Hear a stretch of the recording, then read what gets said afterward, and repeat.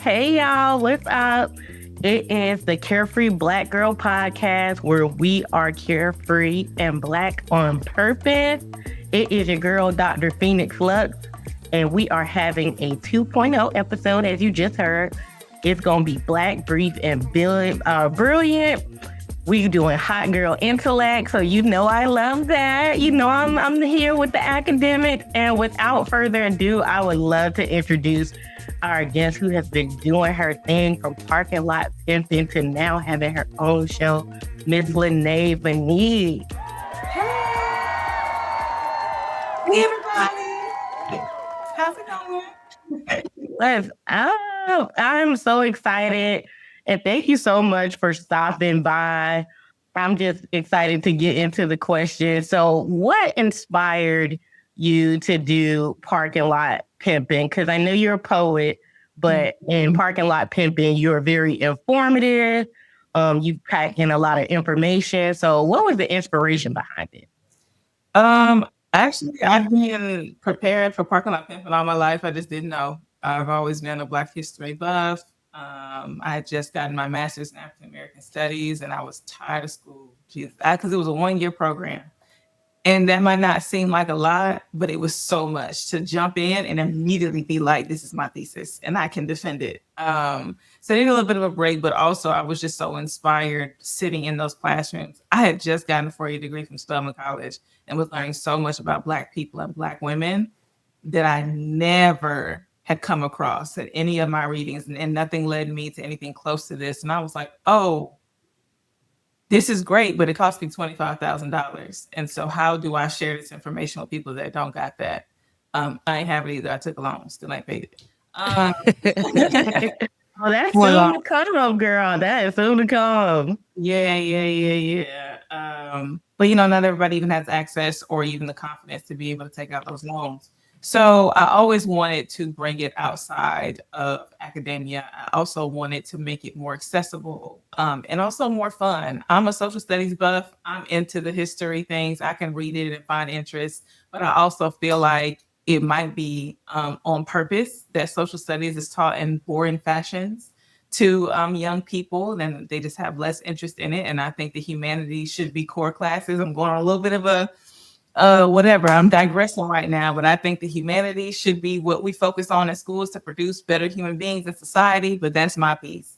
Anyways, I went to teach high school after that, and high school students really whip you into shape if you're trying to do things in new and innovative ways. They'll let you know whether it's cool, whether it's whack. And I felt very prepared because it never failed because I was teaching an elective. I taught regular classes, but Black history was an elective. And I always got seniors who always wanted to leave the class after the first day because I was telling them we have real work to do. When they would say they wanted to leave because they assumed they'd watch movies or write essays and they already knew that everything they needed to know about Black history. And I would say, what's that? And they would say, Rosa Parks, Dr. King, slavery, and that's it. And our babies believe that is all they need to know about Black history. At least they did pre-pandemic. And so to get more specific, the pandemic itself and the unfortunate trifecta of murders, Ahmaud Arbery, George Floyd, and Breonna Taylor is what inspired me because it seemed that people had a taste for it. Like their minds were being open to want more information like this. And so it's one of those things where when you stay ready, you don't got to get ready. And I was just prepared. And I thought I had used a little bit of strategy to see how I was going to do it. But that's what had me sit in my parking lot and start. I love that. I love that. So I'm an AUC girly too. I went to CAU. I've came across a few of your interviews, and I heard you a little bit about the story about how you were going to go to CAU, but they didn't have the interviews set up. So you ended up going to Spelman and being inspired by what you saw.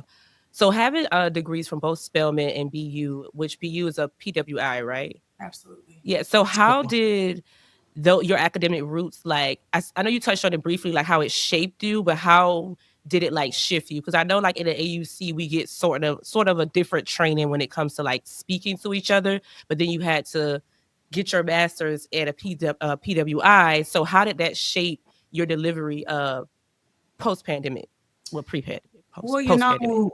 I also think my time at Spelman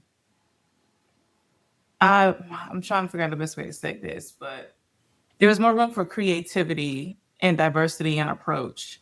And it allowed you to see things through different lenses. Because when I got to my PWI and I took a class about the psychology of social oppression, and we were looking at a case study about, I just remember it had to do with somebody being criminalized, and everybody in the room was speaking to, and it was a white person, speaking to how this is just one mistake and this person shouldn't be held accountable for this and da da da da. And then these are people with PhD programs. And I opened my mouth to be like, y'all do this to Black people all the time and don't give us the same set of courtesy. And everybody, including the professor, was like, wow, I never thought about it that way. I was like, what do you mean you never thought about it that way?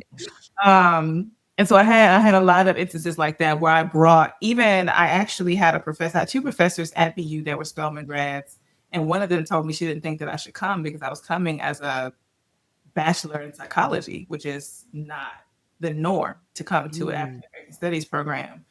She said, I don't know if you'll do well here because there's not people here that are set up with knowledge in your field. And I made it in anyway. I was one of two. Then I quickly became the only one because the other person dropped out. But I was always, and some of my professors welcomed it. They were excited about my change in approach or like the way that I thought about things differently. But I kind of consistently had to defend different ways of thinking. And that's also what made it hard to also build my thesis in a place where I was the only one coming from my discipline. But I just even think this is a little bit of an aside from the question, but psychology can really prepare you for anything. Like it's one of those subjects that helps you understand people better and understand your job better, no matter what you're doing. So I was glad to have the opportunity, and I definitely think it worked out. I love that. So, Lynae, you already know, girl. I'm a fan. I'm a stan. I love you down and everything that you do on socials. But we know that time, short form content is like the way of the world right now. And I myself, I'm on YouTube and stuff, and I love the long form because I feel like I can get out what I got to get out. I don't have to worry about, picking and choosing what I need to include. So my question for you is like, we got the TV show, number one, right? I got the TV show we wanted. So congratulations.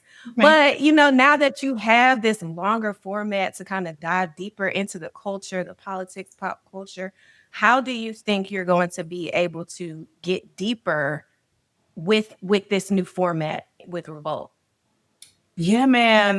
The name of the game is nuance, and that's what we try to do with every episode. We try to provide some sort of analysis, but also still achieve that mix of edutainment that we brought from the parking lot and to stretch that over 45 minutes is a challenge, but I have an amazing team. I was actually able to bring my writing team from the parking lot as well. So we're definitely giving you the same vibes, but something that we are doing something a little bit different that I don't think people expect. We're not going to be tackling headlines every week. We just simply can't. It's not a sustainable framework for what we've got going on, but we are doing evergreen topics that lean into things that are still happening in our everyday, that allow us to pull from things that might not have just happened this week, but are ongoing and also have further implications. And I can't talk too much about what the episodes are. But they're gonna air. We're gonna premiere on the 20th. Yeah, no, tomorrow. Yes, congratulations. Yeah. I was going to ask you that, like, how are you balancing like keeping up with the Joneses and making evergreen content? I was wanted to see if you could dive a little deeper into that one. Yeah. Like, how are you? You just, yeah, I'm gonna let you expound upon that. Go ahead. Yeah, I was trying to figure out how to do it without giving you direct examples. Let me see if I can find something outside of something we have planned to give you an example. So for instance, immigration is always going to be a topic. Okay. So we could pull from something that has happened that hasn't necessarily been resolved to ground you in the why it's important to be discussing this right now. We can give you a little bit of historical significance and like grounding it also in terms of how it affects not just immigrant communities, but all of us, because quite literally with the current birthright citizenship being at play about whether or not it's going to be removed, that affects so many Black immigrants. Absolutely. Yes. So using things like that to give us opportunity to talk about it in different pockets. We have about 5 segments per show. Sometimes sometimes we have fewer, sometimes we have longer, depending on the guests that we have and how really deep we want to get into conversation. But sometimes it might look like an interview with an expert. Sometimes it might look like a roundtable discussion with people with different purviews to be able to weigh in on a topic. Sometimes I'm going out in the field, hint, quite literally.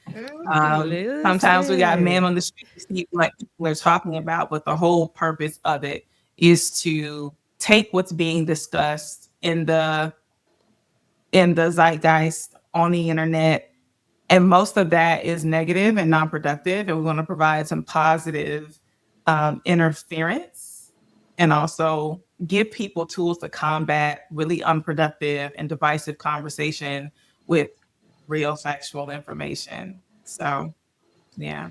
I love it. That's a great answer. I feel like you gave me a Love good hit because that. it's basically research based. If people are listening, do your research so that you could always be current and factual. All right. Love that.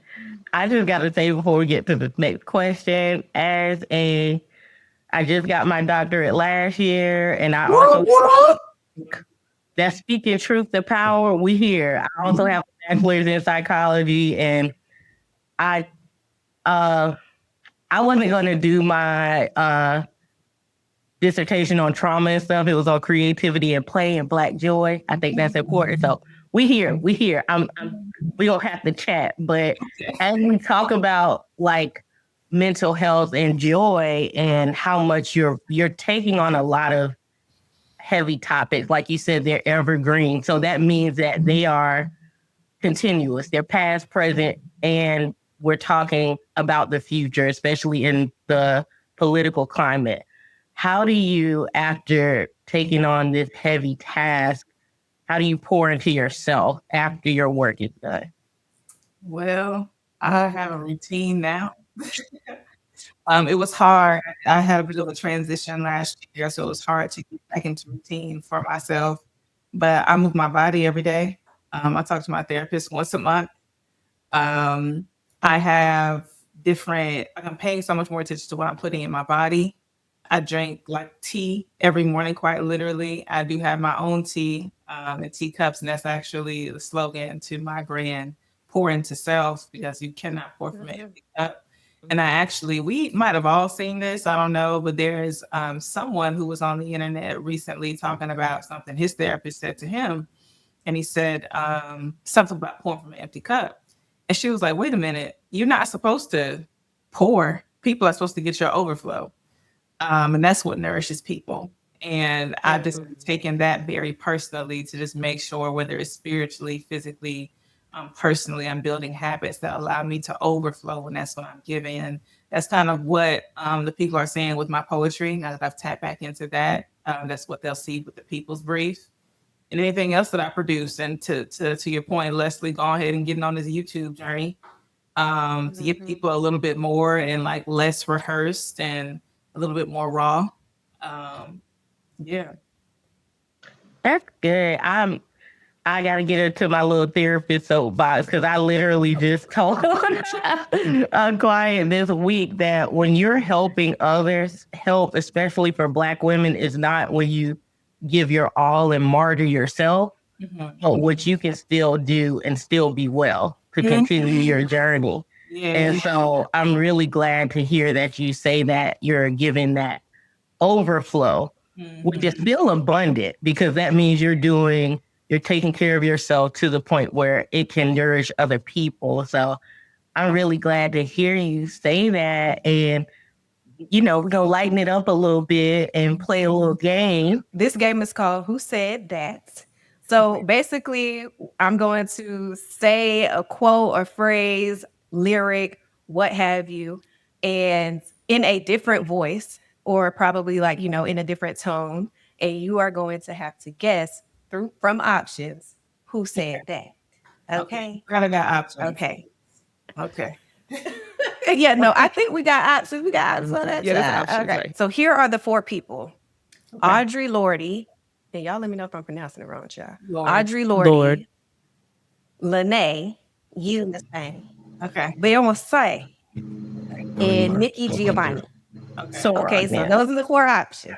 Okay. So the first quote is, caring for yourself is not self-indulgence. It is self-preservation. I did my best, child. Who said that?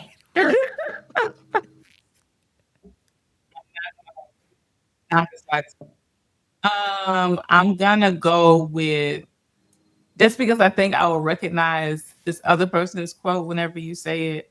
I'm gonna go with Nikki Giovanni. Did Nikki say that? Ooh, Yikes. No. she Shoot. Was it Audrey? ain't said, Yes. girl. She ain't said that. Audrey Lorde said that. Audrey Lorde said that. But either way, the quote stands true, no matter who said it, child. Okay. I'm gonna keep it black, but I'm gonna keep it brief.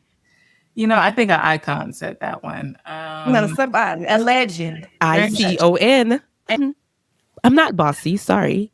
I'm a boss. Beyonce. Ooh. Beyonce. Big B.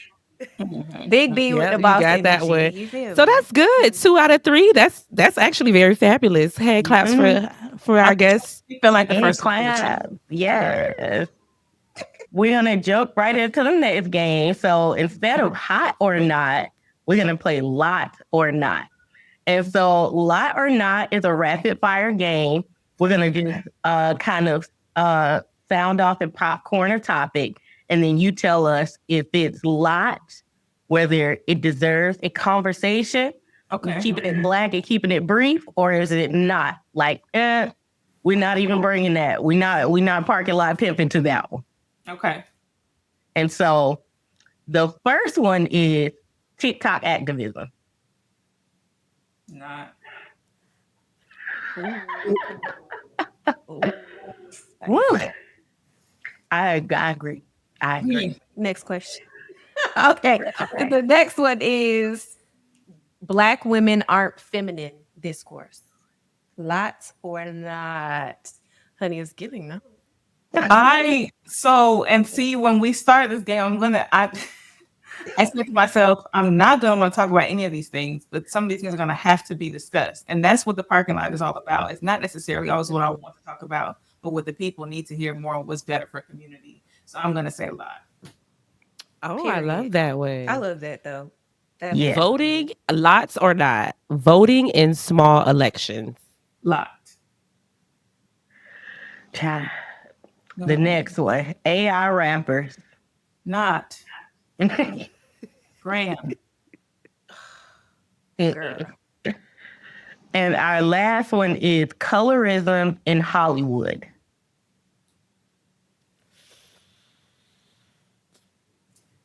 I'm gonna say not.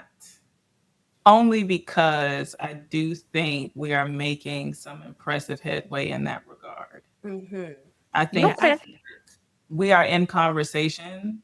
Yeah, I think yeah. Work can absolutely still be done, but there's a lot of things that deserve to be talked about in the parking lot right now, like the state of the world and the union as such. Absolutely. We Period. love to hear it. Understood. Keep it black and Understood. brief and important.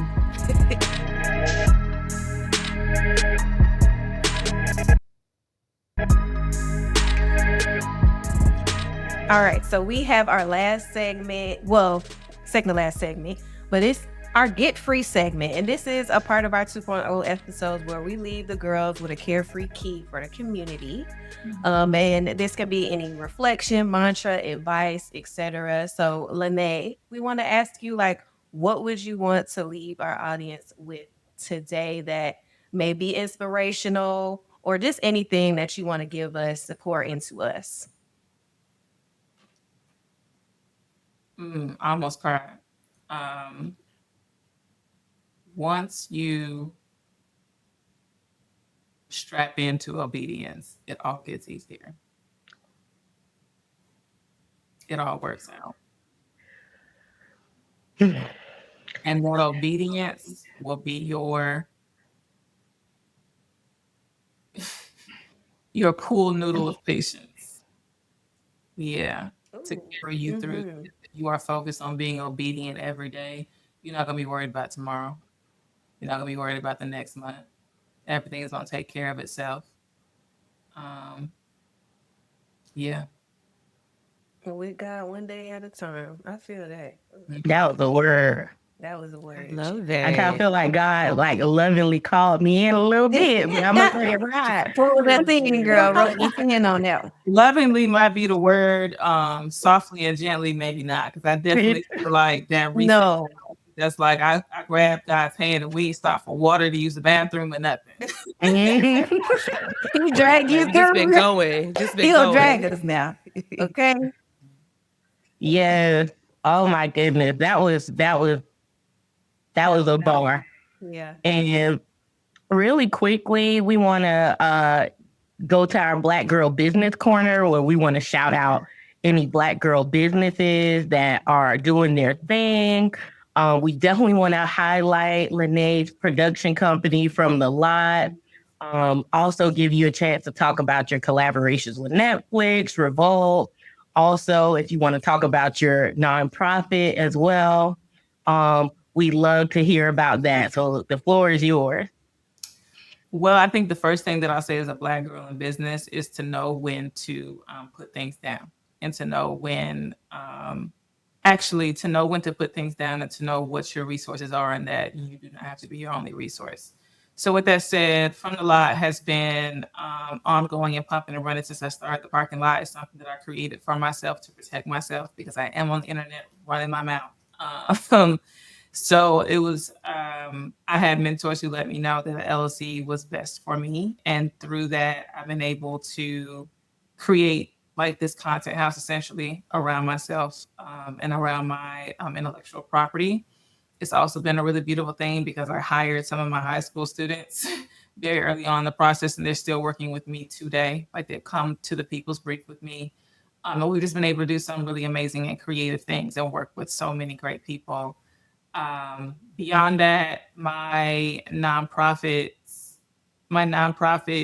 based in voting, voter education, and things like that. We are able to be in league with some other really amazing people. Also, resources for us, I like to call out, or I'm sorry, shout out P68, Project 68. They are really, they are championing, they are leading the charge rather to fight against disinformation. And also, we're in league with Kendrick Sampson's Build Power. I always want to call them Bold Power, Build Power. We made a beautiful effort last year traveling to South Georgia on the Who All Gonna Be There Road to the Polls bus tour, and we met loads of people who are just, not as exposed, or just like people don't talk to them. Most of the time, we go to major cities and talk about voting, and we don't get to the outskirts when the outskirts are the ones that matter. As we learned, Georgia is not Atlanta, and often reflects in the vote. But yes, I will also say that it's important to be in community and in league with other folks and be tapped into their resources and their knowledge, especially when we're in the face of legislation that could make our work, strip us of our nonprofit status. So all of us are kind of playing things by ear right now, and kind of performing our work on an individual basis, but also just staying in community in that regard. Vane is still in effect. The tariffs are also in effect though. So we just figuring everything out, and we literally make China. So, No, you I know, feel you, girl. Yeah. yeah. Definitely So feel you. figuring things out, and not being in a rush, or not even a rush, but not trying to force outcomes. And that's just where I am with everything. I'm allow all the things that I have going, all the irons I have in the fire to be what they need to be. And I'm just gonna stay strapped in disobedience. And right now, that means I need to be focused on the people's brief. So I know that's right. It all Period. sounds good. Sounds like in due time, everything will mm, work itself out. mm, But we definitely want to just give you that time to shout out yourself and let the community know what else you have going on. You know what I'm saying? Because the girls love the support. So we want to make sure that we are pouring into you in all parts. Thank you. Thank you so much. I really appreciate you guys. I thank you for this platform. to carve out space to intentionally encourage women to be carefree Black girls is so important. And I know the 92% is on their carrots to freeze right now, but I also love that platforms like these highlight the necessity of balance and ensuring that even while we are ensuring that we understand that guarding ourselves can also look like still extending our hands, but only insofar as we're still okay, you know, and we're stronger like that. It's like forming a net, you know. It's a quote that I like, because I call myself joyfully militant, like being carefree, but I still have to be about that action. I always remember I'd rather be a warrior in a garden than a gardener in a war. And so I would love to grow flowers and fruit and flourish, but also being prepared. Like you said, so, you know, when you stay ready, you don't have to get ready. So just, you know, y'all remember that. So we can be carefree, but we still need to be in tune. And again, thank you so much for doing that in a way that I feel like our people receive it and in a way that's really authentic.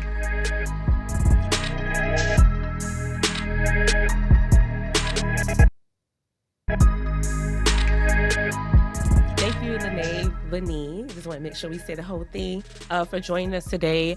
Be sure to drop a line and let us know where people know that where they can find you. You know, we know that you're outside doing your thing, just in case it's a few carefree Black girls under a rock somewhere. Let them know where they can find you. You can find me anywhere on all social media platforms at Lynae Vanee. That's LYNAEVANEE. And you can find me on Revolt Tuesday nights at 9 p.m. on the People's Brief. Period. Hey, welcome to the fam. All right, y'all. This has been an episode of Carefree Black Girl Podcast. If y'all have been following us, we are on tour right now. Make sure that y'all come to the Carefree Black Girl Cookout.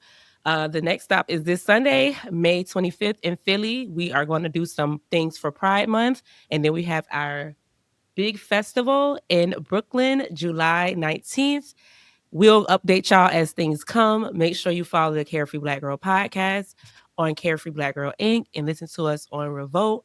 I'm Quana. Y'all can follow me if y'all would like, Quana MC on all platforms. Passing it off to Big Liz. Hey, you already know it's Big Bad Liz, not the little one. Y'all can catch me every Sunday at 3 p.m. on YouTube. But most importantly, make sure y'all subscribe to the newsletter at www.leslielatrice.com. All right, lots of Venus. It's your girl, Dr. Phoenix Lux, your favorite fancy baddie cosplay therapist, blur historian. You can get me at Phoenix Lux, Dr. Phoenix Lux. I had to change it. Dr. Phoenix Lux on everything, Blurry Love on Instagram. Also, please follow my mental health practice designed for Black women and fembies. It is the Care Salon, spelled SOULAAN. That's where you can catch me. And this has been another episode of Carefree Black Girl Podcast, powered by Revolt, where everything is carefree, Black, and girl.